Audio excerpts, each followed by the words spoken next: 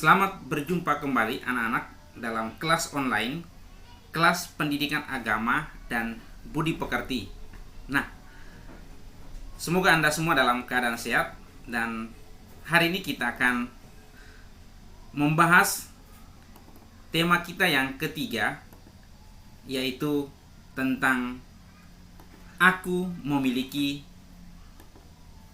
kemampuan. Tema ini merupakan bagian dari manusia diciptakan sebagai citra Allah yang unik. Nah, dalam diri kita itu banyak sekali skill sebenarnya. Sadar ataupun tidak, itu semua itu adalah anugerah dari Tuhan.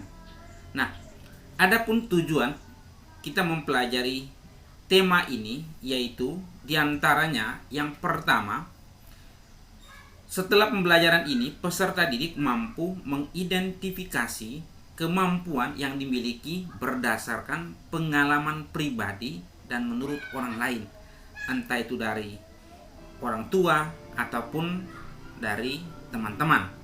Yang kedua, merumuskan cita-cita yang akan diraih di masa yang akan datang. Jadi apa cita-citamu dengan kemampuanmu yang ada, apa cita-citamu. Dan yang ketiga, mampu mengetahui cara dan sikap yang perlu dimiliki seseorang dalam usaha mengembangkan kemampuan. Ya, setiap kita itu punya kemampuan, tetapi bagaimana kita mengembangkan supaya lebih, itu yang perlu kita cari.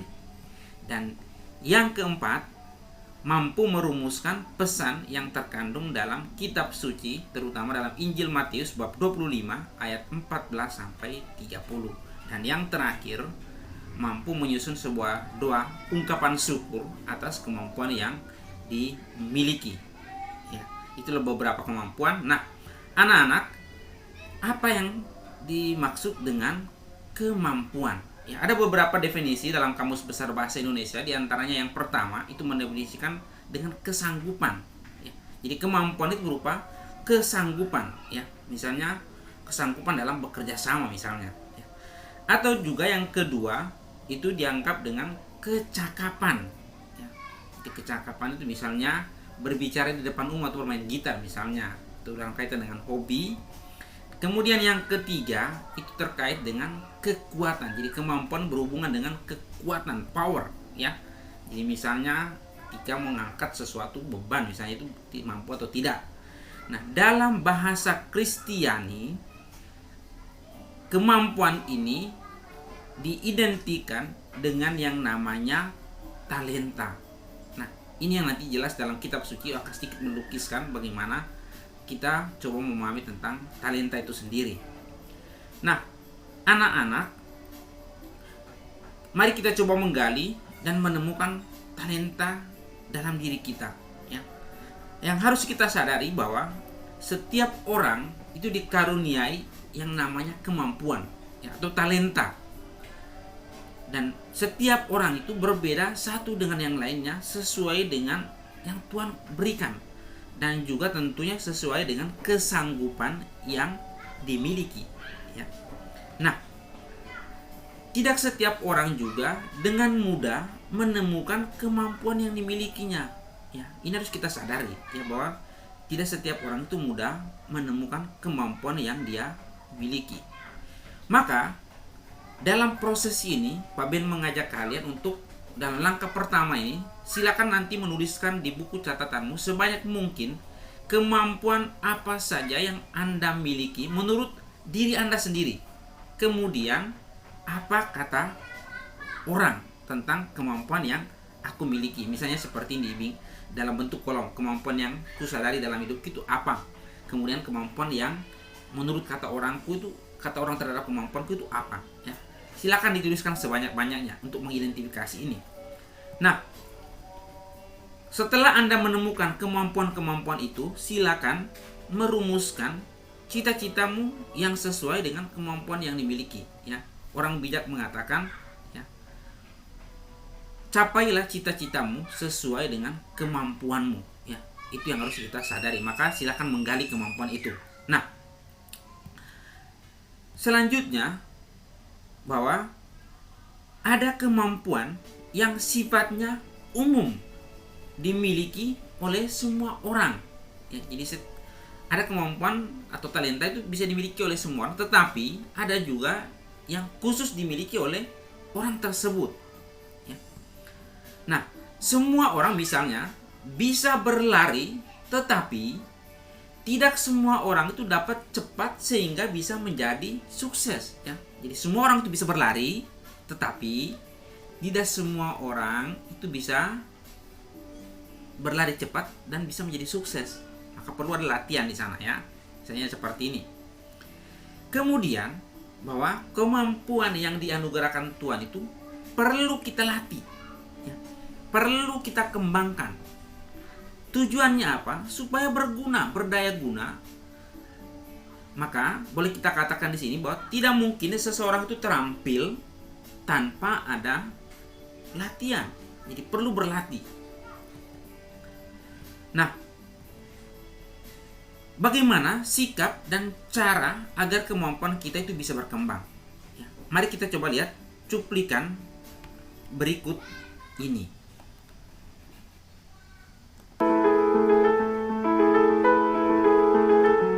Kegagalan pilar kesuksesan.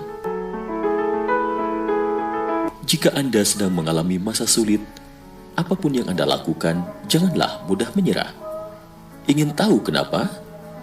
Karena sesosok orang tua bernama Kolonel Sanders tidak pernah menyerah, meskipun telah mengalami 1009 kali penolakan resep ayamnya.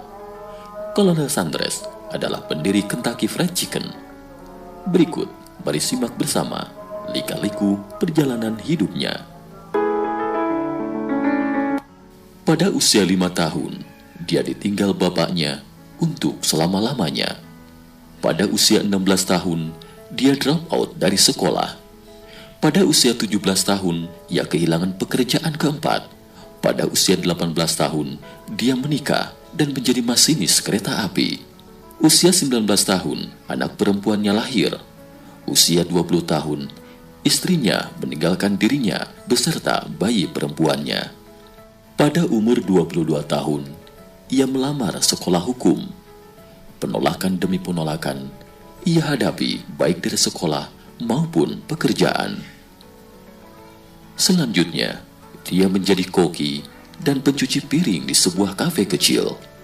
Pada usia 65 tahun, ia pensiun dan mendapat uang pensiun sebesar $105 tiap bulan dari pemerintah.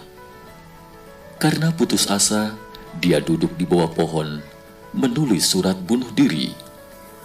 Tapi tiba-tiba, ia sadar bahwa ada sesuatu yang bisa dilakukan, yaitu memasak ayam terbaik dengan kelezatan tiada banding.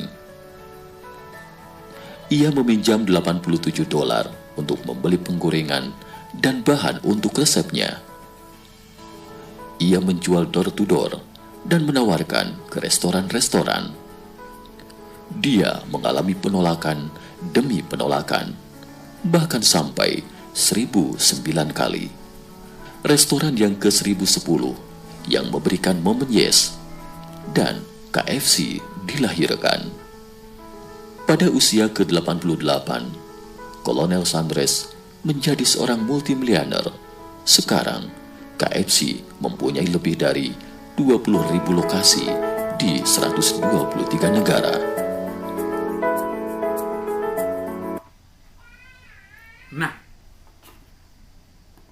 Nah, itu Kolonel Sanders ya. Bagaimana dia berjuang ya dari titik nol lalu sampai kita tahu bahwa KFC akhirnya berkembang seperti saat ini.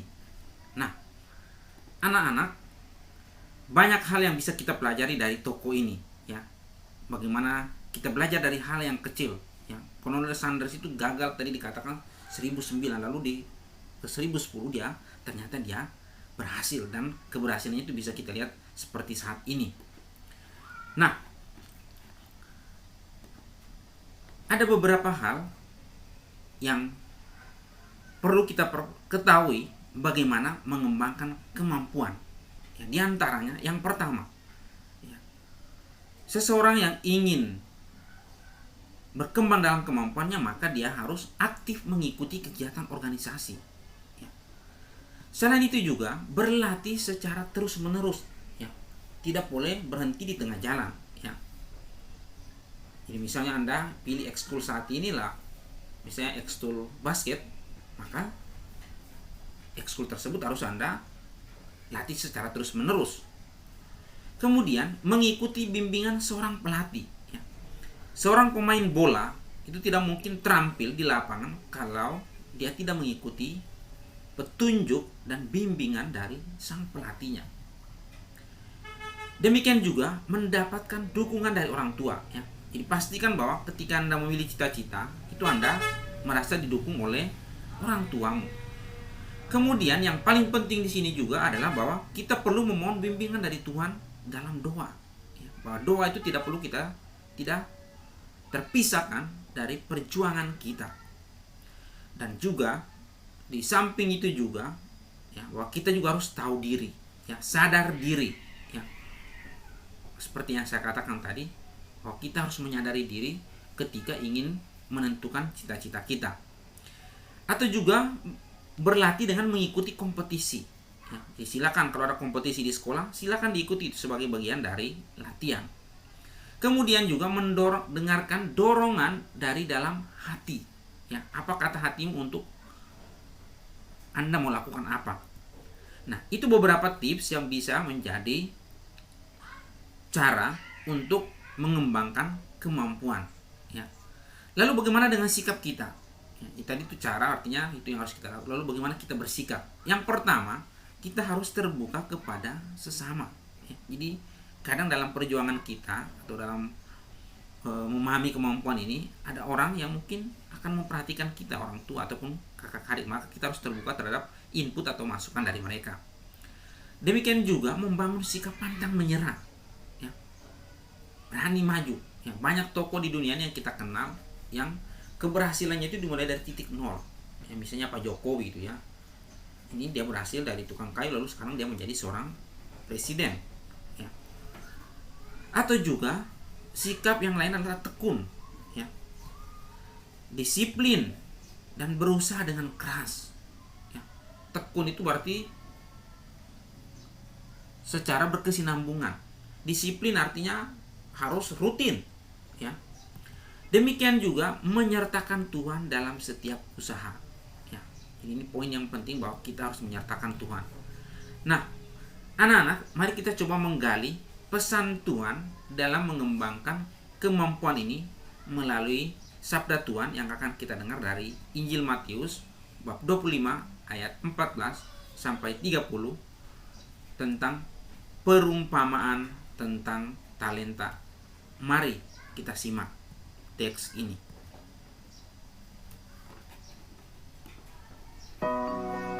Perumpamaan tentang 3 pelayan. Matius 25 ayat 14 sampai 30. Lukas 19 ayat 11 sampai 27. Sebab kerajaan surga sama seperti seseorang yang akan pergi ke luar negeri, yang memanggil hamba-hambanya dan menyerahkan miliknya kepada mereka. Kepadanya seorang ia memberikan 5 talenta, kepada yang lainnya 2 talenta, dan kepada yang lainnya lagi 1 talenta, masing-masing sesuai kemampuannya. Kemudian ia pergi. Orang yang menerima 5 talenta itu langsung pergi dan menjalankan talenta itu, dan ia menghasilkan 5 talenta lagi. Demikian juga orang yang menerima 2 talenta, ia menghasilkan 2 talenta lagi. Akan tetapi, orang yang menerima 1 talenta itu pergi, menggali lubang di tanah, dan menyembunyikan uang tuannya. Lama sesudah itu, tuan dari hamba-hamba itu datang dan mengadakan perhitungan dengan mereka. Orang yang telah menerima 5 talenta itu menghadap dan membawa 5 talenta lagi. Katanya, "Tuan, engkau menyerahkan 5 talenta kepadaku. Lihatlah, aku telah menghasilkan 5 talenta lagi." Tuannya berkata kepadanya, "Bagus sekali, hamba yang baik dan setia. Kamu setia dengan hal-hal kecil. Aku akan mengangkat engkau atas banyak hal. Masuklah ke dalam sukacita tuanmu." Dan orang yang menerima 2 talenta juga menghadap dan berkata, "Tuan, engkau menyerahkan 2 talenta kepadaku. Lihat, aku telah menghasilkan 2 talenta lagi." Tuannya menjawab, Bagus sekali, hamba yang baik dan setia. Kamu setia dengan hal-hal kecil. Aku akan mengangkat engkau atas banyak hal.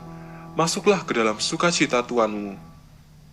Kemudian, orang yang menerima 1 talenta juga menghadap dan berkata, Tuan, aku tahu engkau orang yang kejam, menuai di tempat yang engkau tidak menabur, dan mengumpulkan di tempat yang engkau tidak menyebarkan benih. Karena itu, aku takut, dan pergi dan menyembunyikan talentamu di dalam tanah. Lihat, engkau memiliki apa yang menjadi milikmu. Namun, tuannya menjawab dan berkata kepadanya, Kamu hamba yang jahat dan malas. Kamu tahu bahwa aku menuai di tempat yang aku tidak menabur dan mengumpulkan di tempat yang aku tidak menyebarkan benih. Karena itu, seharusnya kamu menyimpan uangku di bank, dan ketika aku kembali, aku akan menerima milikku kembali dengan bunganya. Ambillah 1 talenta itu darinya dan berikan kepada dia yang memiliki 10 talenta itu. Sebab setiap orang yang memiliki akan diberi lagi, dan ia akan berkelimpahan. Akan tetapi, dari orang yang tidak memiliki, bahkan apa yang ia miliki akan diambil. Lemparkanlah hamba yang tidak berguna itu ke dalam kegelapan yang paling pekat. Di tempat itu akan ada tangisan dan kerta gigi. Nah, teks ini mengungkap banyak hal yang bisa kita petik ya tentang talenta ini ya. Maka pertanyaannya, kita masuk dalam hamba yang mana? Apakah kita menjadi hamba yang pertama, hamba yang kedua, atau hamba yang ketiga ya. Nanti dalam tugas kalian akan memperdalam teks ini ya. Mari kita kembali ke teks ini untuk beberapa poin yang bisa menjadi pegangan kita. Yang pertama, bahwa setiap orang itu dipercayakan dan diberi tanggung jawab dalam mengembangkan talenta ya. 3 orang tadi itu diberi tanggung jawab dengan kekuatannya masing-masing ya. Tuannya itu tahu persis ya. Hamba pertama dapat 5, kemudian yang kedua dan seterusnya sampai dengan hamba yang ketiga hanya mendapat 1 talenta ya. Pasti tuannya tahu di mana letak kemampuan mereka. Nah, sikap dan tanggung jawab itu ditunjukkan dengan berusaha keras dalam mengembangkan talenta ya. 3 hamba tadi itu, 2 diantaranya itu berjuang keras mengembangkan talenta hingga menghasilkan buah yang berlipat ganda, dan hal itu ya, membawa pujian yang tak terhingga dari majikannya. Sebaliknya, bila manusia mendiamkan kemampuan yang diberikan itu, maka manusia menyia-nyiakan anugerah itu dan lama-kelamaan tumpul bahkan lenyap, seperti yang terjadi pada hamba ketiga tadi ya. Apa yang dimilikinya diambil oleh tuannya lalu dicampakkan ke dalam kegelapan yang paling gelap. Itu bisa dibayangkan seperti apa ya. Nah, menjadi pertanyaan refleksi di sini adalah bahwa apakah selama ini saya sudah menyadari kemampuan atau talenta yang diberikan oleh Tuhan kepadaku? Silakan itu nanti direfleksikan dan bisa dijawab dalam buku catatanmu. Dan pertanyaan yang kedua adalah, apakah saya sudah berusaha mengembangkan talenta atau kemampuan yang dianugerahkan oleh Tuhan secara bertanggung jawab? Atau justru sebaliknya? Nah, anak-anak, kiranya itu materi kita tentang aku memiliki kemampuan, semoga Anda semua menjadi orang-orang yang hebat dalam mengembangkan dan memperjuangkan talenta yang Anda miliki. Berkat Tuhan selalu melimpah dalam perjuangan Anda. Maju terus, pantang mundur. Tuhan memberkati.